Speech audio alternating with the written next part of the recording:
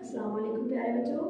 Nursery class आज आपको teacher एक और नया लफ्ज़ पढ़ाने के लिए आई हैं जिसके ऊपर 3 नुक्ते होते हैं और इसकी आवाज़ ही होती है, इसका नाम नहीं होता। इसे कहते हैं य।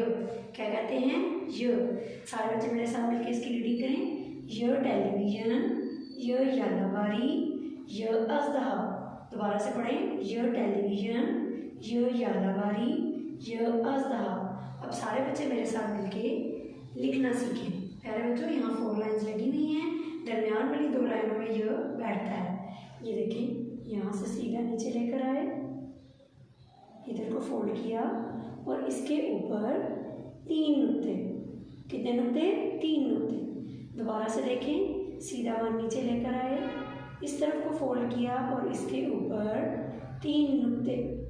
दोबारा से सीधा वन नीचे लेकर आए, इस तरफ को फोल्ड किया और इसके ऊपर 3 नुक्ते। इसी तरह नर्सरी क्लास आप लोगों ने इसको लिखना है और इसकी रीडिंग भी याद करनी है। अल्लाह हाफिज़।